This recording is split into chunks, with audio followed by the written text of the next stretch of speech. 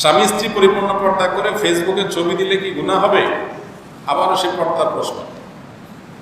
পরিপূর্ণ পর্দা করে মহিলা আবার ফেসবুকে ছবি দিবে কেন? তাহলে পর্দা হলো কেমনি?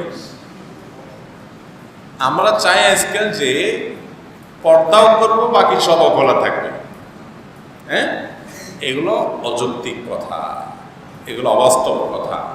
একজন নারী যদি পরিপূর্ণ পর্দা করেন, পরিপূর্ণ পর্দা যদি করেন, তাহলে তার ফেসবুকে ছবি দেওয়া আর প্রোফাইলে কিছু না দেওয়া বা খালি থাকা সমান, প্রোফাইল পিকচার, ঠিক না বেঠিক?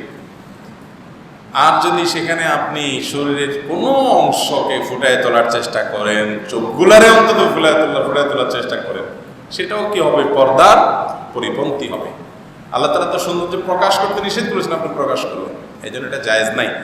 আর নারীর স্বামী স্ত্রী ছবি নিজেদেরটা দেখবে, আয়না নিজেদেরটা দেখবে, ফেসবুকে দিলে তো বাজারের মানুষ দেখবে। মোহর দিবেন আপনি, বউরে মোহর দিবেন আপনি, আর দেখবে অন্যরা। আপনি পয়সা দিয়া দেখবেন আর বাকিরা ভাও দেখবো। আপনার মতো নির্লজ্জ, বেহায়া, ব্যক্তিত্বহীন পুরুষ আরেকটা আছে? কতটা বেকুব হলে এটা সম্ভব? বলে মোহর দিয়েছে বেচারা, শ্বশুরবাড়ি মিষ্টির প্যাকেটটা নিয়েছে সে, বোর শাড়ি চুড়ি কিনে দিয়েছে সে, সব কিছু করছে সে, বরণ পোষণ ঘর ভাড়া সব দিছে সে, আর দেখানোর বেলায় ছবি দিয়ে দিছে তোমরা সবাই ভাও দেখো। এর চাইতে বেকুব, এর চাইতে অর্বাচীন মূর্খ আর কে হতে পারে? বলো, নির্বোধ আর কে হতে পারে যে ভাই পয়সা খরচ করলাম আমি আর তোমরা ভাও শুধু দেখে বড় মজা লয়ে বড়। আল্লাহ তাআলা আমাদেরকে বুঝার তৌফিক দান।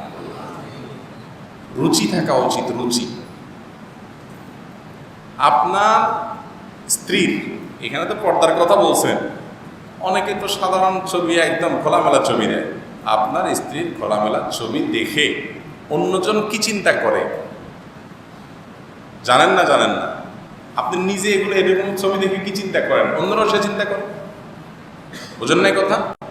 আজ যে বলেন না আমি তো সুশীলদের মতো, কিছু সুশীল আছে না, এই সুশীলটা এত সুন্দর ভালো সাজে না, ওনাদের কোনো সমস্যা হয় না, ওনাদের শরীরে কোনো এই ধরনের কোনো চাহিদা নাই, কামনা নাই, বাসনা নাই, মনের ভিতরে কোনো বাজে চিন্তা আসে না। ওনারা মানুষ না, ওনারা আস্ত শয়তান। বুঝে আসছে কথা? তো এই টাইপের মানুষ হলে তো সেই মিথ্যুক বা এই টাউট বাট করাটা তো ভিন্ন কথা।